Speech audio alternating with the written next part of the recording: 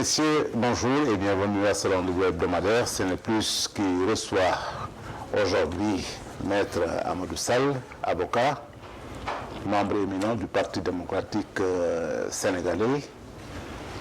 Maître, bonjour. Bonjour. Nous avons avec nous sur ce plateau également Serigne Saliou Gueye, journaliste au quotidien Le Témoin, qui est également éditorialiste de Séné Plus. Salut, bonjour. Bonjour Pape, bonjour Maître. Avec nous, Momar Dieng, qui est le directeur de publication de La Tribune, un hebdomadaire sénégalais. Quotidien. Un quotidien sénégalais. Momar, bonjour. Bonjour Papa, bonjour Saliou et bonjour à Maître Sall.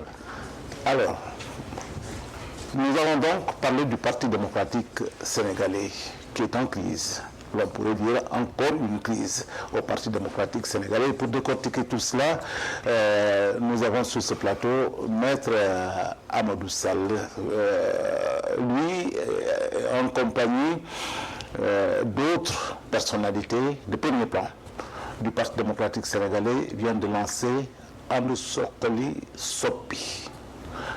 Mais l'actualité au Sénégal est marquée par un triste événement également. Et nous ne pouvons pas ne pas parler de cela avant de plonger au cœur de notre débat. Il s'agit de la disparition de Amath Dansokho, un homme qui a marqué l'espace politique sénégalais. Il a dirigé le PIT, le Parti de l'indépendance et du travail. Dansokho était un homme de conviction, un homme qui s'est battu pour que le Sénégal devienne ce qu'il est aujourd'hui, c'est-à-dire une nation démocratique. D'autres diront, bon, il y a des interrogations à ce niveau-là, mais ça, je pense que quand nous donnons la parole à Maître Amadou Sall, qui va peut-être nous donner son éclairage sur l'homme qu'il a eu à fréquenter, qu'il a connu. Maître Sall, dans ce cours disparu, qu'est-ce que cela représente pour vous? Oui, je profite de cette occasion pour rendre un hommage à mon frère et ami Dansokho. Dansokho aura traversé l'histoire du Sénégal indépendant. Il fait partie des jeunes étudiants qui se sont battus pour obtenir l'indépendance, qui se sont donnés corps et âme. Et le Sénégal indépendant également, il s'est donné corps et âme pour que cette indépendance puisse se vivre et être vécue librement contre, comme il disait à l'époque, contre l'impérialisme et le néocolonialisme. Amath Dansokho, comme disent les Anglais, était un homme genuine, c'est-à-dire entier. Il est connu pour sa franchise, il est connu pour son franc-parler, mais aussi pour la sincérité de ses émotions et de ses sentiments. Sentiment d'amitié, lorsque Amath était ami à quelqu'un, il était ami totalement. C'était sans retenue. Avec moi, c'était la même chose, c'était sans retenue. Je me souviens très bien, il m'arrivait de temps en temps d'aller chez lui et de partager un tchéré avec lui. Comme il est arrivé plusieurs fois qu'on se retrouve au balcon de Matardiac à Liberté 6, où il était un redoutable intellectuel qui ne transigeait absolument sur aucune de ses idées. Et il se battait sur toutes ses idées. Avec Amath Dansokho, le Sénégal perd un de ses dignes fils. C'est un véritable baobab qui s'est effondré. Les jeunes de ma génération, parce que je suis beaucoup plus jeune que lui, les jeunes de ma génération lui doivent beaucoup.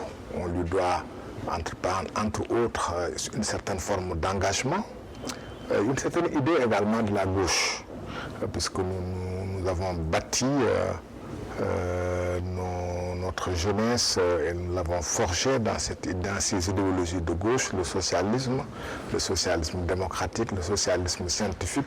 Et lui, comme les Seydou Sissoko et les autres, qui sont un peu plus âgés que lui, les Babacar Niang, les Tidiane Bédi, les Seyni Niang, on était presque une patte entre leurs mains, une patte qu'ils ont modelée. Ce qui fait que les gens de ma génération leur doivent beaucoup, et lui particulièrement. C'est un très grand collaborateur de la presse également, qui s'en va. Effectivement, je vais m'aligner sur les mêmes hommages que Maître Sall. Effectivement, c'est un homme aussi du milieu, parce que lui, il est de formation journaliste. Donc je crois que ça explique pourquoi toujours il a cette ouverture-là à l'endroit des journalistes. Ce que je peux dire brièvement sur l'homme, c'est que c'est un combattant de la liberté et aussi c'est un pilier de la démocratie. Je crois que Amath, c'est quelqu'un qui a marqué, en tout cas nous, notre génération, qui nous a beaucoup marqué, parce que c'est quelqu'un qui, dans ses combats, n'hésitait pas à aller jusqu'au fond de ses idées. Et quoi que cela puisse lui en coûter.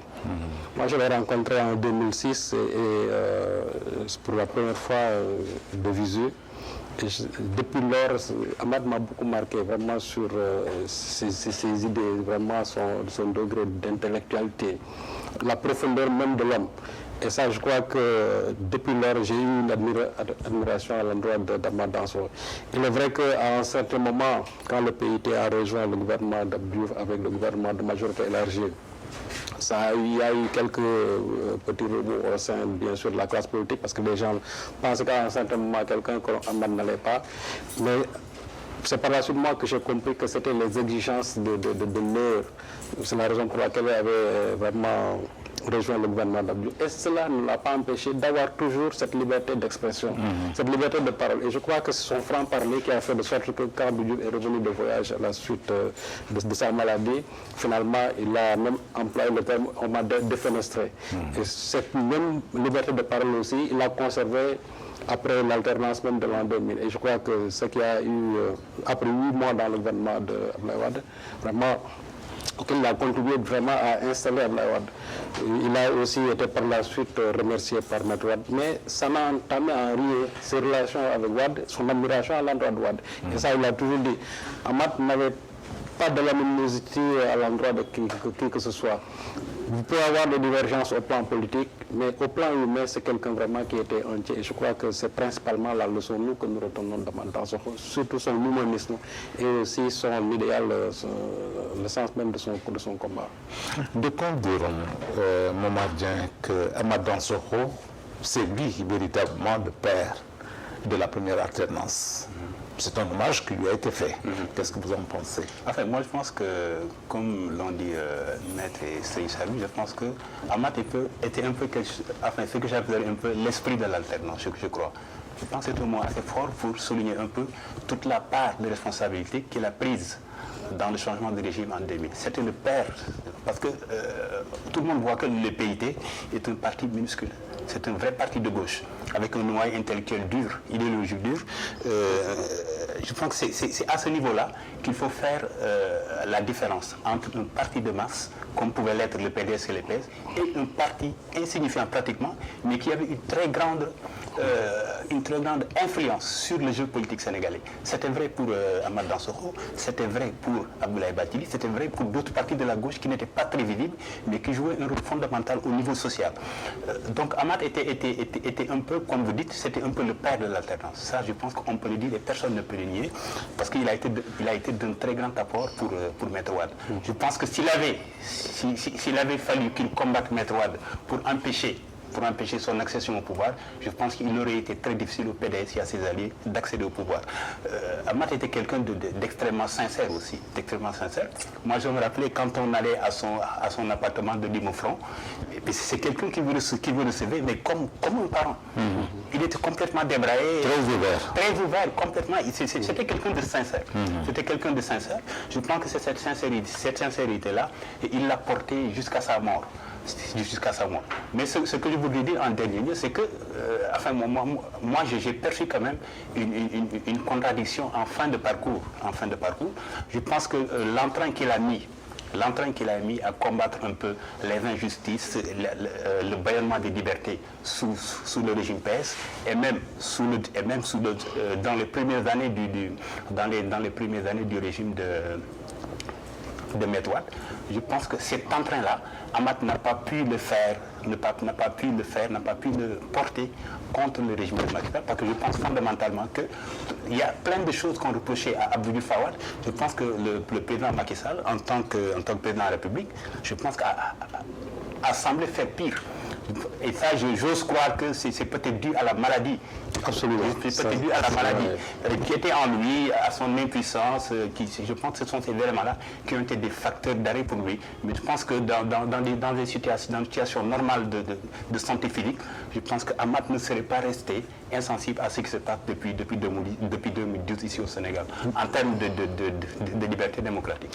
Pour compléter ce que Moumar vient de dire, d'ailleurs en 2015, je me souviens, dans une interview à l'Obs, accordée à l'Obs, il avait même dit que le pays était en danger. Et ça a vraiment fait tilt au niveau même de la mouvance présidentielle, au point que je me rappelle, Maître Mariam avait fait une sortie à l'époque vraiment pour se lâcher complètement sur Amath Dansokho. Mais cela ne l'a pas empêché quand même de dire, en tout cas d'alerter sur tout ce que nous sommes en train de vivre aujourd'hui avec l'actuel régime. Mais il faut aussi dire que la maladie l'a quand même beaucoup diminué, au point que par la suite, même les gens se demandaient où se trouvait Amath Dansokho. Et je crois que ça a été principalement le fait que par la suite, on n'a pas du tout entendu Amath sur vraiment les grands problèmes que nous sommes en train de traverser. Mais cela ne l'a pas empêché, comme je l'ai dit en 2015, vraiment d'alerter sur le danger que le Sénégal était en train quand même de courir. Alors, pour fermer cette parenthèse, maître, nous retiendrons d'Amath Dansokho le combattant debout. Oui, le combattant Amath était un combattant, j'allais dire un guerrier. C'est votre dernier mot. Oui. Alors, nous allons fermer cette parenthèse pour passer maintenant au cœur de notre problématique. La problématique, tout le monde le sait aujourd'hui, c'est la crise, la énième crise qui sévit au sein du Parti démocratique sénégalais. Je pense que je vais vous donner la parole, maître Amadou Sall, parce que vous vous êtes engagé dans un combat que d'aucuns qualifient d'extrêmement difficile. Ce sont les fils qui s'attaquent au père, d'une certaine manière. Est-ce cela ou alors c'est une question de philosophie?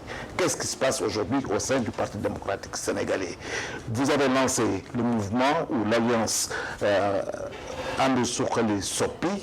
Qu'est-ce que cela signifie concrètement? Oui, merci beaucoup. Mais je ne pense pas qu'on puisse dire que ce sont les fils qui s'attaquent au père. Ça ne me semble pas correspondre à l'exacte matérialité des faits. Il se trouve simplement que le PDS est un très grand parti qui, dans sa vie, est à chaque instant traversé de plusieurs courants. J'allais dire comme le mouvement, parce que le mouvement lui-même, il est contradiction. Sans contradiction, il n'y a pas de mouvement. Et si on se souvient très bien de 1974 à aujourd'hui, il en est ainsi. Aujourd'hui, je ne sais pas si on peut parler de crise ou pas, mais ce que je sais, c'est qu'il y a des contradictions. Un débat à l'interne sur à la fois l'orientation du parti, parce que enfin, faut pas que ce qui se passe soit l'arbre qui cache la forêt. C'est quelque chose de plus profond. Et qui a commencé, en dernière analyse, avec l'élection présidentielle. Qu'est-ce qui s'est passé? Le PDS a fait un congrès et le PDS est le premier parti, au moins 2 à 3 ans avant l'élection présidentielle, qui s'est choisi un candidat. On a choisi Karim Wade comme candidat alors qu'il était déjà en prison. On voit déjà tout de suite une des raisons pour lesquelles il était choisi. Parce que c'est une situation personnelle qu'il vivait.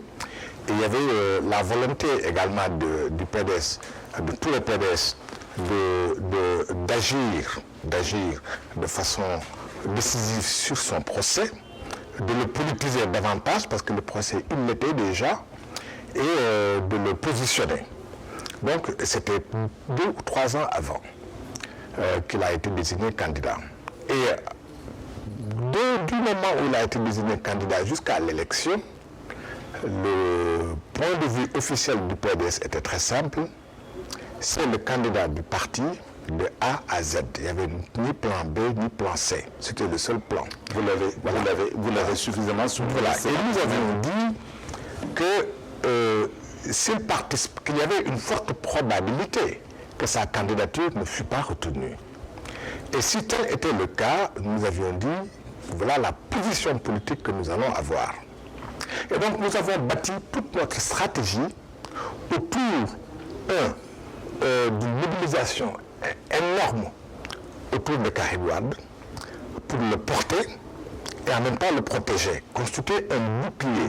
Parce qu'il était évident, parce que le pouvoir le disait, s'il vient au Sénégal, on l'arrête au titre de la contrainte par corps. Et nous avions dit, nous voulons à son retour avoir au moins 1 million de personnes entre lui et Macky Sall.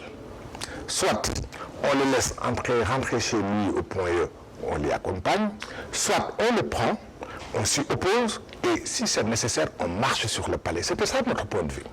Nous n'avons jamais eu un autre point de vue. Et il se trouve que malheureusement, pour mille et une raisons, en tout cas des raisons que nous ignorons, alors que nous avions mis tout notre parti, toutes nos ressources, tous nos moyens autour de l'accueil et de l'organisation autour de la personne de Karim Wade, il n'est pas venu. Et donc on se retrouve dans une situation particulièrement compliquée.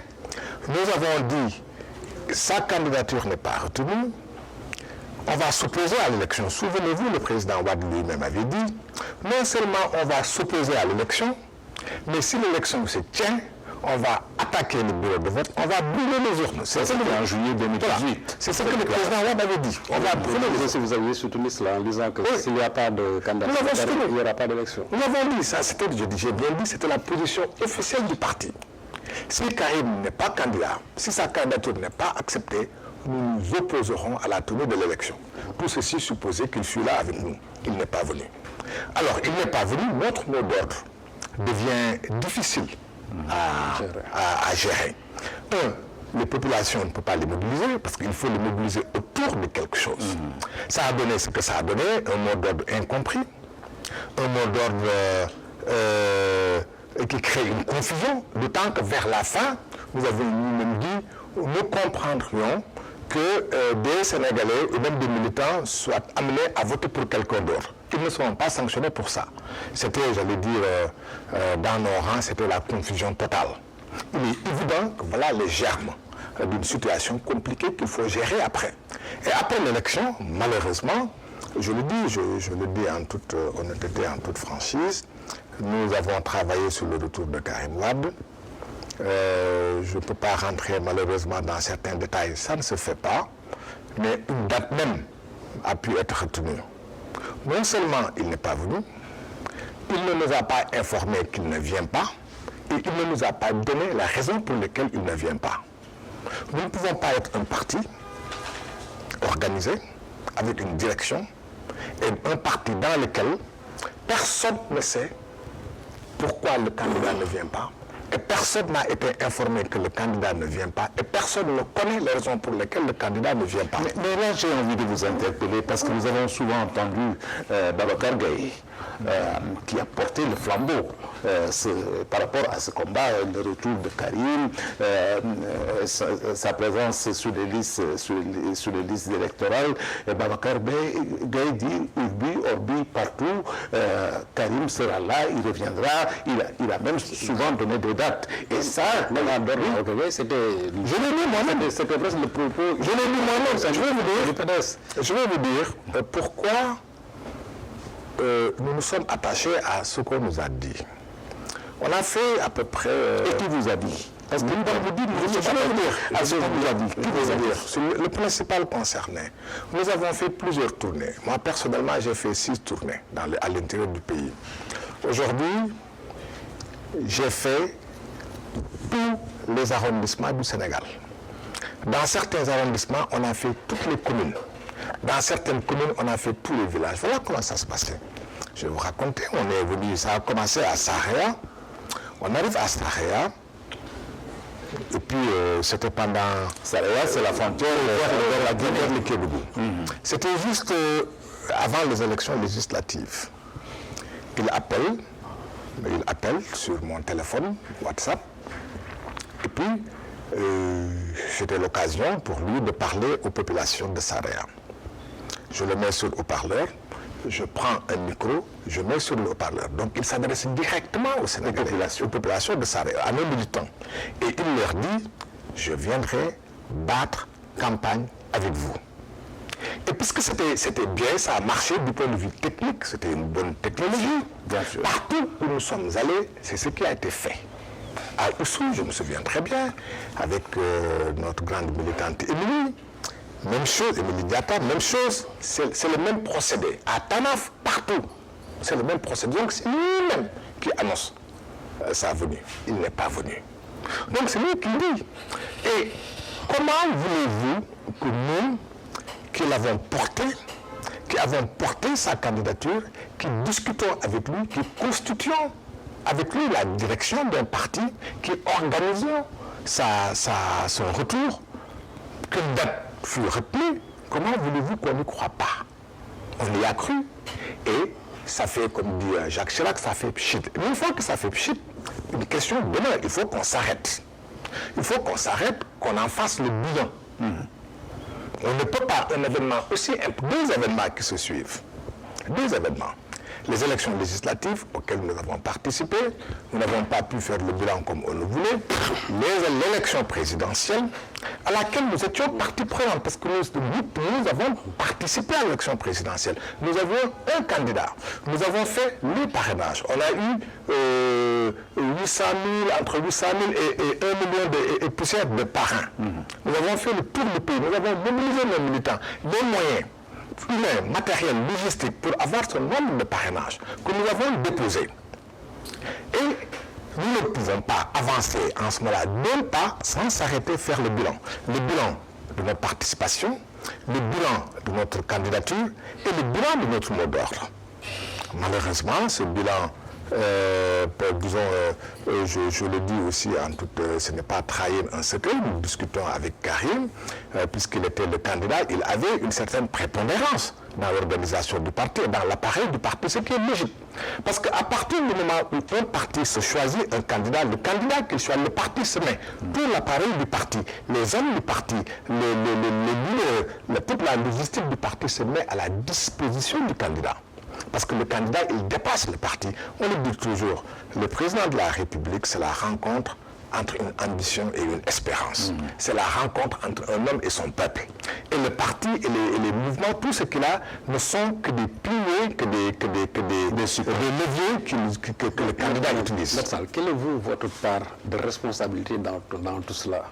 Parce que si l'on vient à la genèse des faits, le fait que Karim Wade ne soit pas présenté au Sénégal pour l'élection présidentielle, ça ne doit pas être une surprise. Dans la mesure où vous avez forcé une candidature, c'est-à-dire pour quelqu'un qui ne s'y était même pas du tout préparé. Parce que la candidature, Karim, comme vous l'avez dit tantôt, les motivations c'était purement politique, je dois même dire politicienne et aussi judiciaire. Donc ça ne reposait pas sur un fondement politique réel. Parce qu'à l'époque, je me dis que c'est à 2 jours même de son procès que on a forcé la candidature de Karim Wade. Maintenant, c'est quelqu'un-là qui ne s'était même pas préparé, ni politiquement, ni psychologiquement, à une candidature, s'il ne vient pas au Sénégal pour se présenter à cette élection-là, je crois que ça ne doit pas être une surprise dans la mesure où il ne s'était pas préparé. Mais vous, quelle est votre part de responsabilité dans cette situation? Nous assumons, je le dis, nous assumons notre part de responsabilité. Nous l'assumons parce que dans la vie, il ne faut pas fuir ses responsabilités. Moi, j'assume ma part de responsabilité d'avoir, à un moment donné de notre vie, politisé un procès et forcé le destin. Nous avons forcé le destin parce qu'il fallait forcer le destin. Je vous l'ai dit, le président de la République, c'est la rencontre entre une ambition et une espérance. Nous avions pensé que Karim Wade avait subi une pression, avait un parcours, avait un destin, j'allais dire, qui le portait en ce moment-là à être candidat, à en avoir le désir. Il a exprimé le désir d'être notre candidat. Parce que nous ne sommes pas des enfants de cœur. Nous n'allons pas prendre quelqu'un qui n'en a pas la volonté, qui n'en a pas le désir, et dire qu'il est notre candidat, notre champion. Il en a exprimé la volonté. Nous l'avons cru. Parce qu'il était d'accord pour être candidat. C'est vrai. Vous l'avez sondé? Bien sûr, c'est vrai, il est vrai qu'il y avait une logique politique, même politicienne derrière, ce qui est normal. Nous sommes des hommes politiques, nous sommes dans un parti politique. Vous ne pouvez pas reprocher à un parti politique de ne pas faire de la politique politicienne à un moment donné. La politique, c'est aussi des idées, c'est une doctrine, c'est une volonté, mais c'est aussi de la ruse, c'est un combat.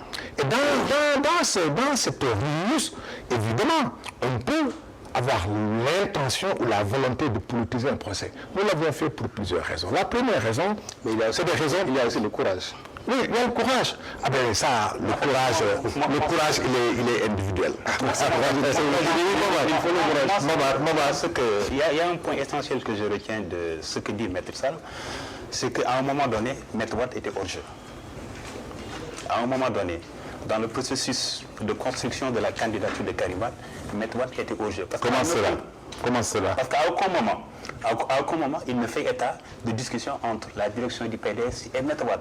C'est toujours Karim Wade qui intervient. Enfin, je me trompe peut-être, mais c'est un constat que je fais. Maître Wade était au jeu, ce qui veut dire que Karim Wade avait déjà pris le parti. Tu vois.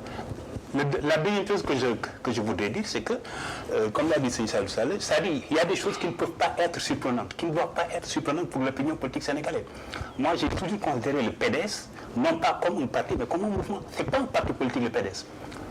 Le PDS a l'allure d'un parti parce que voilà, il fallait s'inscrire dans la norme légale et ainsi de suite. Mais le PDS, ce n'est pas un parti politique, politiquement parlant ou je vous dis scientifiquement parlant. C'est un mouvement politique. Cela mérite des critères. Parce que non, je termine. C'est un mouvement politique parce que c'est un parti, enfin disons, c'est un mouvement qui dépend d'un homme. C'est un mouvement qui marche sur le modèle du centralisme démocratique avec une source. Moi, je vais dire, c'est un patrimoine familial. C'est un patrimoine familial. Moi, c'est de cette façon que je considère le PDS. C'est un mouvement qui dépend de nous. Maintenant, le PDS marche, même s'il y a des velléités de démocratie interne, mais c'est fondamentalement un parti qui fonctionne sur le modèle du centralisme démocratique marxiste. Je considère que c'est très réducteur de parler ainsi. Peut-être.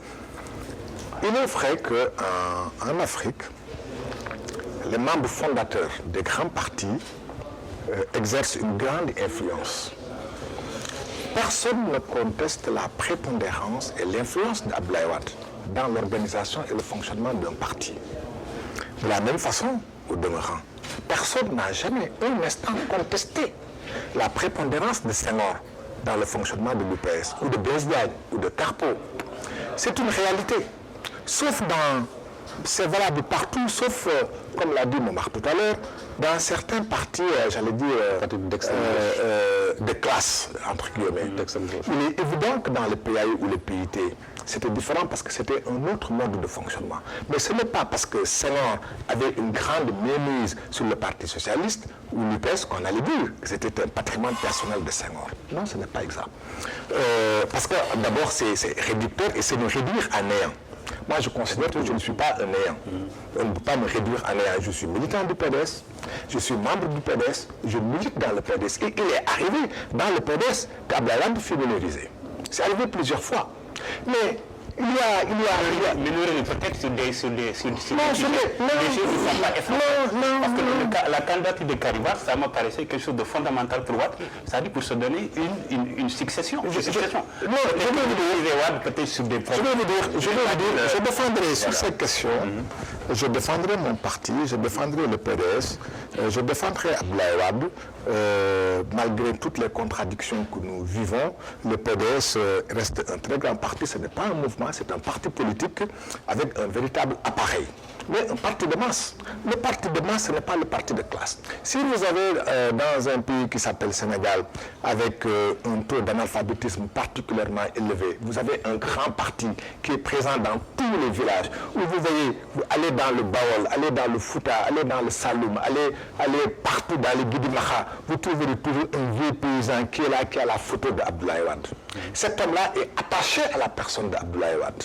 il tient à Abdoulaye Wade comme à la prunelle de ses yeux. Il ne faut pas lui demander centralisme démocratique ou autre. Quand il faudra voter, il votera là où Abdoulaye Wade veut aller. Ça c'est un phénomène qui est là, ce n'est pas propre au PDS, c'est valable pour le PS aujourd'hui, c'est valable pour le PS hier, c'est valable pour le PDS aujourd'hui, c'était valable pour tous les partis. Ça ne veut pas dire que ce parti-là est un patrimoine. Abdoulaye Wade, il joue un rôle important. Mais c'est vrai. Moi, si j'ai dit que c'est un patrimoine, c'est sur le modèle même de fonctionnement. Parce que dès l'instant que dans un parti, quelqu'un a le droit de vie et de mort politique sur n'importe quel militant, d'autant plus qu'il y a des dispositions statutaires qui lui donnent ce pouvoir-là. Non, il n'y a pas de disposition statutaire. Il n'a pas droit de vie ou de mort. Non, ce n'est pas. C'est vous-même qui avez théorisé la grande constante ici. Non, on n'a absolument rien. Parce que c'est comme ça, ne confondez pas ce que j'appelle la magie des mots. La constante et les variables, c'est une expression d'Idriss Seck que tout le monde a repris au bon. Mais ce n'est en dernière analyse, ce n'est que des mots. Moi, je vais personne ne l'avait décliné. Pourquoi voulez-vous qu'on soit là pour se battre contre des moulins à vent ou contre des mots? Moi, je ne me bats pas contre des mots. Moi, je sais, vous pouvez le demander à n'importe quel militant du PDS, il est arrivé. C'est-à-dire qu'à l'intérieur du parti, les choses se passent de façon différente. C'est comme... Je vais vous dire, c'est comme les gens qui disaient, permettez-moi de défendre le président Wade sur ces questions, de le défendre bec et ongles. C'est comme les gens qui disaient que Wade n'écoutait personne comme président. Il n'écoutait pas ses conseils. Ce n'est pas exact. C'est son mode de consultation qui était différent. Wade prenait, il ne réunissait pas un groupe de personnes pour leur soumettre une question. Il prenait la question, il la soumettait en même temps à plusieurs personnes. Et à chaque fois, il avait une relation bilatérale avec chacun. Et on avait l'impression qu'il ne posait pas de questions. Il pose des questions, il s'intéresse. On l'aime ou on ne l'aime pas, mais il reste un brillant intellectuel. Il ne peut pas souffrir cette façon de faire. Mais ce n'est pas possible. Mais cela peut avoir un impact négatif sur la vie du parti quand même, ce mode de fonctionnement. Oui, mais cette démarche, cette bilatéralité, ce n'est pas cela qui attend véritablement. Amadou Fall, chaque chose comporte des aspects positifs et des aspects négatifs. Le mode de fonctionnement du PDS a des aspects négatifs. Il a des aspects négatifs, comme il a des aspects positifs. D'accord? Je vais vous dire, le PDS est un des rares partis où il y a le secrétariat. Et le secrétariat qui est à la disposition du secrétaire général. Et c'est là où les gens se trompent. C'est-à-dire que Wade ne m'aime pas et dégaine comme il veut. Il a son secrétariat. Et dans le modèle du PDS qui fonctionne comme le modèle des partis, disons, de droite en France, le secrétariat est une instance entre les mains du secrétaire général qui choisit ses collaborateurs. Ce qui est normal. C'est normal. D'accord? Ça, c'est le secrétariat. En dehors du secrétariat, il y a les autres instances régulières du parti. Il y a un comité directeur élu par un bureau politique et un congrès. Il y a une convention nationale. Et toutes ces instances-là sont des instances normales dans lesquelles ce n'est pas Abdoulaye Wade qui désigne ceux qui y sont. Attention, dans le comité directeur, il y avait un nombre quand même qui était désigné pour le comité. Mais Abdoulaye Wade, j'ai dit, pour le comité directeur, c'est lui qui choisissait Non, le comité directeur est une instance composé de 12 membres, dont les 10 sont élus par le Congrès, et le secrétaire général en choisit, il nomme 2 sur les 12. Les 10 autres sont élus par le Congrès. Voilà la configuration du comité directeur. D'accord? Ceci n'est pas important. Je vous concède la prépondérance d'Abdoulaye Wade dans le fonctionnement du PDS. Ça, je vous le concède. Pour en revenir à notre sujet, parce qu'on s'éloigne un peu du sujet, c'était la candidature de Karim Wade. La candidature de Karim Wade n'a pas été théorisée par Abdoulaye Wade. C'est des discussions à l'interne et des propositions qui ont été faites. C'est Babacar Gaye qui l'a théorisé et qui a fait la proposition. Ça a fait son bonhomme de chemin et nous avons estimé tous, ensemble, qu'il était bon pour des raisons à la fois politiques, tactiques et même de perspectives stratégiques, qu'on choisisse en ce moment-là un candidat. on a fait un congrès, les jeux étaient ouverts et on a choisi un candidat. S'il n'en avait pas le désir, s'il ne le voulait pas, il n'aurait pas été choisi. C'était ça le point dont on discutait. Et je considère que à partir du moment où il a fait acte de candidature, ça l'intéressait. Oui, mais je termine sur c'est vrai peut-être que nous sommes naïfs. Moi, j'ai toujours pensé, j'ai eu la faiblesse de penser et de croire que Karim Wade allait venir se battre avec nous. Vous étiez peut-être plus réaliste que moi. Moi, j'y ai cru, je l'ai pensé, je l'ai défendu. Et ça m'a donné, j'allais dire, une raison d'espérer et de croire. Et quand j'allais chez les Sénégalais, quand j'allais en campagne, quand j'allais au Fouta, quand j'allais à Kédougou ou en Casamance, franchement et honnêtement, et lorsque je disais qu'ils venaient, je croyais franchement. Et lorsque je demandais aux populations, à nos militants de se préparer à l'accueillir et à se mobiliser par centaines de milliers, par millions pour le défendre, je croyais. Moi, je ne m'amuse pas avec ça. Parce que c'est ce que nous avons de plus cher. Là, pour le président de la République, c'est la clé de voûte de nos institutions. Et là, comme vous le savez tous, la vocation d'un parti politique, c'est la prise et l'exercice du pouvoir. Et pour nous, la prise du pouvoir correspondait aussi à l'élection de notre champion comme candidat. En fait, Karim Wade vous a trompé complètement. Moi, c'est l'impression que j'ai. En fait, c'est une tromperie ou c'est une trahison? Ça peut être les deux. Ça peut être les deux. Moi, je pense qu'il vous a mené en bateau. Peut-être que vous étiez sincère. Peut-être que d'autres n'y croyaient pas. Je ne sais pas. Je ne sais pas. Mais moi, je le dis. L'homme que j'ai rencontré, le Karim Wade que j'ai rencontré. Vous savez, moi, je ne crache pas dans la soupe. Les personnes que j'ai aimées hier, aujourd'hui, je ne vais pas les détester. Karim, on a eu de très très très bonnes relations, fondées sur une grande affection et une profonde amitié. Donc c'est pas aujourd'hui que je vais frapper, non. Mais la personne avec qui j'ai discuté plusieurs fois, que j'ai rencontré, lorsqu'elle me disait qu'elle venait, je croyais, et parce que je ne suis pas naïf, mais j'avais la sensation que ce qui se dégageait en lui était sincère. Franchement, et je le dis honnêtement, ce que je pensais. Mais concrètement, qu'est-ce qui... Dernier point sur cette question. Oui, allez-y, mais il faut qu'on ferme cette question. Concrètement, moi j'allais vous poser la question. Concrètement, est-ce que Karim Wade a manqué de courage pour venir au Sénégal? Ça, c'est d'un. Deuxièmement, je m'interroge un peu... Ou a-t-il subi des pressions qui font...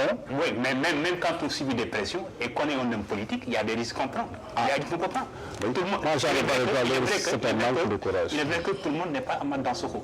Mais quand même, je pense qu'avec ce que représente le PDS ici au Sénégal... Tout le monde n'est pas son père. Oui, et ce que représente au Sénégal aujourd'hui, et ce que représente le PDS au Sénégal aujourd'hui, moi je pense que Karim Wade, je ne dis même pas venir quitter son ville pour venir au Sénégal, mais je pense qu'il n'aurait même pas dû quitter le Sénégal. Tu vois, ça c'est même pas. Il n'aurait même pas dû quitter le Sénégal. Rapidement, sur lequel je termine, c'est moi je m'interroge sur le réalisme ou bien la pertinence d'une candidature jusqu'au boutiste. Maître l'a dit tout à l'heure, on est en politique. La politique, c'est la flexibilité souvent. La politique demande de la flexibilité. On ne peut pas prendre une personne et dire que ce sera par A ou par B, notre candidat. Moi,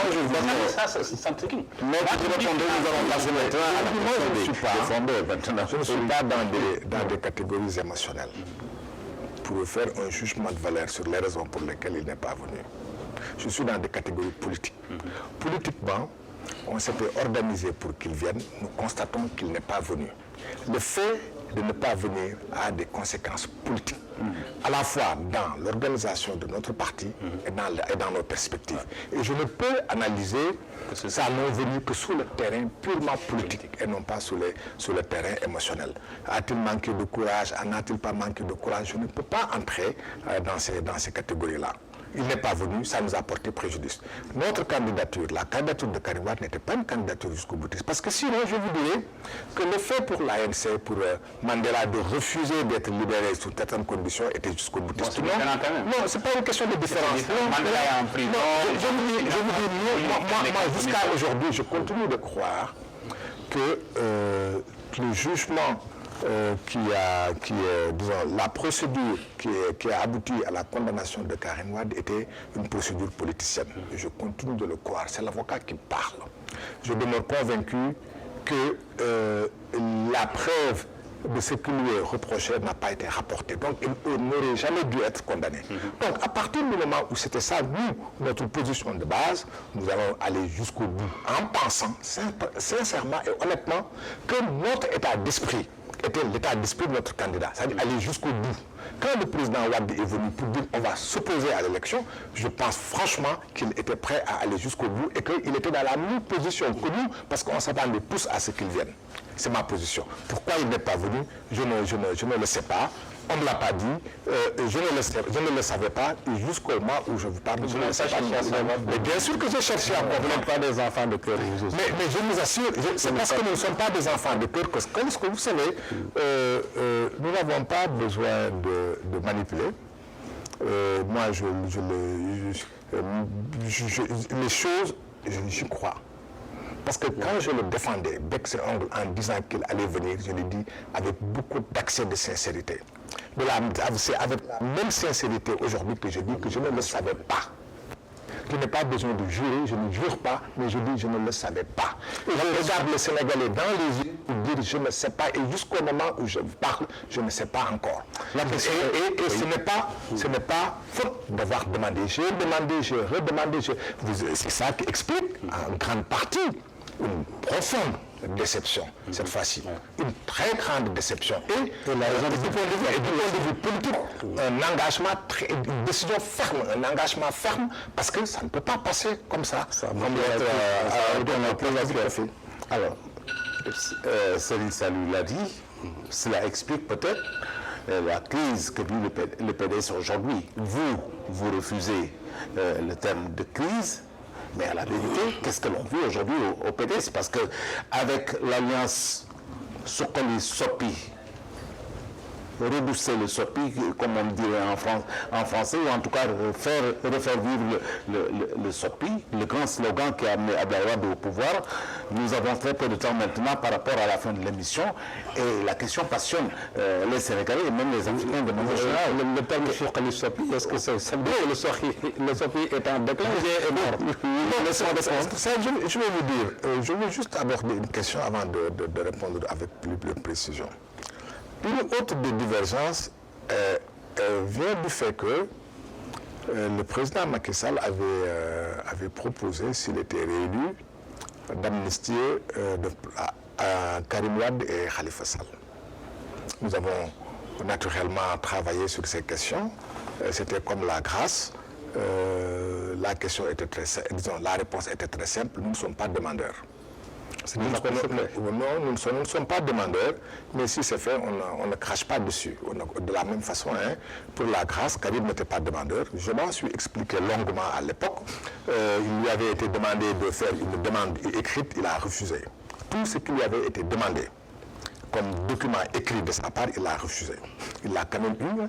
Parce qu'il n'était pas demandeur, mais il n'a pas craché sur la grâce. De la même façon, me semble-t-il, nous sommes en but à une difficulté. La difficulté, elle est très simple. Nous nous sommes battus sur le terrain juridique. Nous sommes allés jusqu'au bout. Et jusqu'au bout, il y a le Conseil constitutionnel du Sénégal et il y a la Cour de justice de la CEDEAO qui ont dit que Karim ne peut pas être inscrit sur les listes électorales. Comme on dit chez nous, reste judicata pro veritate habetur. La chose jugée à l'autorité de la vérité. Il faut faire face. Pour faire face, naturellement, si Macky Sall fait prendre une loi d'amnistie, le délit est effacé, Karim est inscrit sur les listes électorales et il peut participer à toutes les élections. Nous y avons travaillé, mais contre toute attente, et c'est ça qui nous a étonnés également, il nous dit « je ne veux pas d'amnistie ». Non seulement je ne suis pas demandeur, mais je n'en veux pas. La seule chose que je veux, c'est une révision du procès. Oui, disons. Moi, je dis que pour une révision du procès, il faut d'abord qu'il y ait un rapport de force qui nous permet de dire et d'imposer à Macky Sall une révision de procès. S'il n'y a pas de rapport de force, on peut de la même façon, pour la grâce, on avait dit Karim n'est pas demandeur, mais il ne crache pas dessus. De la même façon, on aurait pu dire il n'est pas demandeur à l'amnistie, mais il ne crache pas dessus, étant entendu que l'amnistie comporte énormément d'avantages. Mais là, si on dit qu'on ne veut plus l'amnistie, mais on veut une révision du procès, cela veut dire également qu'on retourne sur le terrain politique, sur le combat, pour créer un rapport de force. Et je dis un rapport de force en ce moment-là, précisément où tout un parti est pris en otage. C'est tout le parti qui est pris en otage pour une question personnelle. Mais en ce moment-là, oui, moi je suis d'accord, ça ne me dérange pas, parce qu'il était notre candidat. Qu'il se dise qu'on va se battre, je veux bien, on s'est battu pendant 7 ans, on n'a pas eu de résultat, on peut continuer, je suis prêt à continuer, mais à ce moment-là, celui pour le compte de qui on se bat, il vient diriger le combat. Il ne peut pas rester à l'étranger. Moi, je ne peux pas demander aux Sénégalais de se transformer en chair à canon. Il vient pour diriger le combat, nous sommes preneurs. Mais il ne vient pas, il n'accepte pas l'amnistie, et on va vers la révision et on va se battre. Je dis non, du point de vue moral.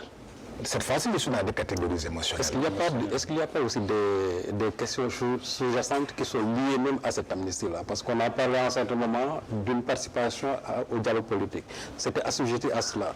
Et le dialogue politique, vous savez, en dernier ressort, la position, bien sûr, de Matran, ou bien la position de Karim par rapport à ce dialogue politique national. Je crois que ça a été la pomme même de discorde. La participation au dialogue et aussi cette question d'amnistie qu'on a soulevée. Mais en réalité, est-ce qu'il n'y a pas vraiment de non-dits par rapport à ça? Non, en tout cas, s'il y a des non-dits, moi je ne suis pas au courant de ces non-dits. Sur le dialogue, je veux dire aujourd'hui, il y a quand même un problème qu'on ne soulève pas souvent. Le PDS est le seul parti au Sénégal qui ne participe pas au dialogue. Parce que j'aime bien j'allais dire certains dérapages sémantiques. On va utiliser un petit dérapage sémantique pour dire nous ne participons pas au dialogue national, mais on participe au dialogue politique. Le dialogue, c'est le président Macky Sall qui a fait un appel aux Sénégalais pour un dialogue. Et Famara Ibrahima Sagna a été désigné comme personnalité devant diriger ce dialogue dans un comité de pilotage. Et le dialogue a été décliné en des commissions, dont une commission politique, une commission des ressources similaires et autres. Et la commission politique n'est qu'une commission du dialogue national. Dans cette commission-là, tous les partis sénégalais sont représentés sauf le PDS. C'est cette commission-là qui, par consensus, a décidé du report des élections, a décidé le mode d'élection des maires. Oui, le mode d'élection des maires, a décidé du fichier électoral. Le bulletin unique. Le bulletin unique. Alors, ces victoires-là, c'est des victoires de notre démocratie. Le PDS ne peut pas revendiquer ces victoires parce qu'il ne participe pas. Je dis, ça pose problème. Et nous avons lié notre participation à la révision du procès de Karim Wade. C'est ça que je dis. Tout le parti est pris en otage pour une question précise qui concerne peut-être tout le parti, c'est vrai, mais au premier plan concerne une personne. Je vais vous demander. En fait, on est dans une logique sans issue apparemment. La logique actuelle, qui est la logique du PDS, est une logique sans issue. Exactement. Parce que tous les partis participent. Il y a eu des avancées significatives. Nous ne pouvons pas les revendiquer. D'autant que, vous vous souvenez tous, vous êtes les historiens du présent, l'avant-dernière fois qu'Abdoulaye Wade est venu à Dakar, devant la maison le siège du Parti démocratique sénégalais, il avait dit ceci: je vais imposer le dialogue à Macky Sall. Qu'il veuille ou qu'il ne veuille pas, il sera obligé de dialoguer. Et c'est au moment où le dialogue, lui, a été imposé, qu'il n'avait plus le choix, on n'avait plus expliqué pourquoi on va au dialogue, c'est en ce moment-là que le PDS dit on ne participe pas. Et tous les autres y participent. Demain, Idrissa Seck qui a eu 20% pourra dire c'est avec mes 20% que j'ai fait la pression sur Macky Sall pour obtenir ces résultats. Ousmane Sonko qui a eu 16% dira demain c'est avec mes 16% que nous avons fait la pression sur le pouvoir pour obtenir ça. Nous sommes avancées. Et nous on est là, on ne dit rien, On ne dit rien, nous sommes là sous la cendre, sous la braise, on est là, c'est un feu ardent, on a envie d'aller se battre. Est-ce que c'est par rapport à ce feu, aujourd'hui, vous lancez l'alliance Sokali-Sopi. Nous sommes à la fin de l'émission quasiment. Qu'est-ce que cela signifie concrètement? Nous avons dit simplement que nous voulons que, on l'a dit en Wolof, que ça soit un Andu Naoulé. C'est-à-dire, je vais donner un exemple. Le statut le secrétariat a été remanié. Le président Wade, secrétaire général national du parti, a autorité pour remanier le secrétariat comme il l'entend, mais dans le respect des statuts. Les statuts disent qu'il y a un secrétaire général national adjoint ou un coordonnateur général que désigne le secrétaire général. C'est ça que disent les statuts. Il en a nommé 11 au lieu de 1. Mais en 2015, quand il a fait, vous ne l'avez pas contesté. En 2015, quand il a fait quoi? Non, quand il a fait le secrétariat, quand il a mis pour la première fois le secrétariat national, en nommant Modjan, c'est à l'époque où Modjan Fada même était nommé, c'était à la veille de la crise même entre lui et Modjan Fada. Modjan Fada était nommé même le responsable chargé des questions parlementaires. Et Modjan Fada avait dit que moi, la configuration, ça ne me convient pas du tout. C'est ça, je pense que vous n'avez pas compris. J'ai dit que Abdoulaye Wade a autorité, d'après les statuts, de remanier le secrétariat comme il l'entend. Mais son pouvoir est bordé. Les statuts lui permettent de nommer un secrétaire général national adjoint ou un coordonnateur général. Les statuts ne lui permettent pas de nommer 11 secrétaires généraux adjoints. C'est illégal, c'est anti-statut, c'est ça que je dis. On ne lui conteste pas la possibilité de nommer, mais il ne peut pas nommer n'importe qui et à n'importe où. Donc il ne peut nommer qu'un secrétaire général adjoint. Il a nommé 11 secrétaires généraux adjoints. Vous contestez cela? Vous contestez cela? C'est anti-statut. Et vous ne quittez pas le parti? Ah non, nous ne quittons pas. Vous savez, nous sommes dans un parti. Moi, ce qui me gêne un peu, c'est que... Nous avons une minute. Moi, ce qui me gêne un peu, c'est que Maître dit qu'il conteste un peu ces nominations-là, parce que ça viole les règles de fonctionnement du parti.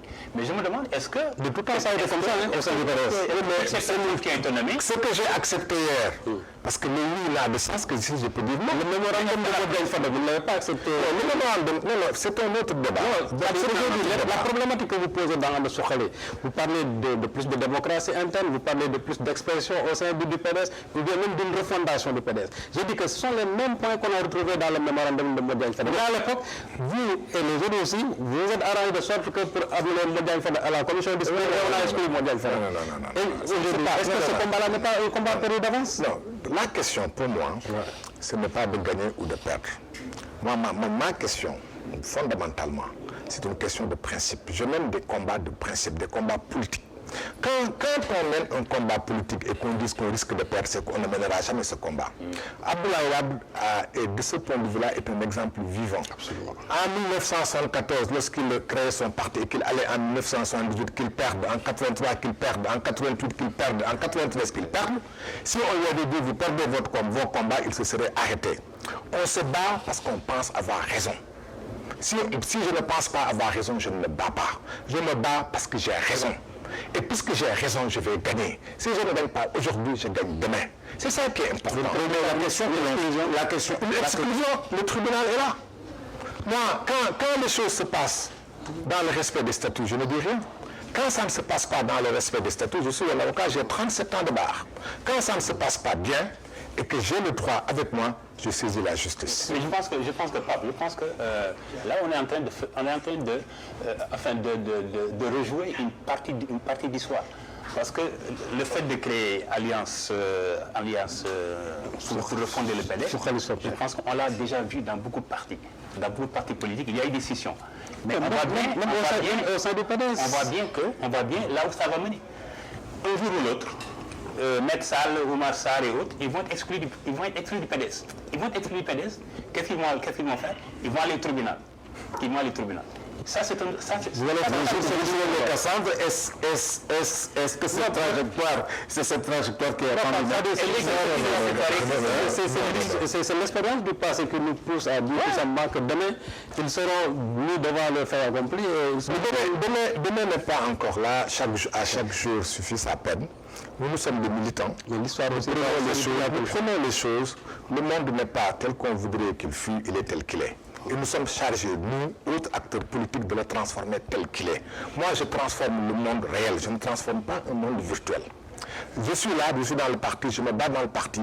Si demain une décision est prise, je prendrai mes responsabilités. Mesdames, Messieurs, c'est la fin donc de cette émission que nous avons consacrée au Parti démocratique sénégalais, crise ou pas crise. En tout cas, ce qui est en train de se passer dans ce parti qui a été fondé par Maître Abdoulaye Wade en 1974, il y a beaucoup aujourd'hui de bouleversements qui font que l'on se pose des questions par rapport à l'avenir de ce parti qui a dirigé le Sénégal et qui mériterait, nous le disons, qui mériterait véritablement d'avoir encore un parcours très long pour accompagner notre pays. Nos invités étaient donc ceux qui étaient sur ce plateau, Maître Amadou Sall, qui est l'un des animateurs donc de And Suxali Soppi,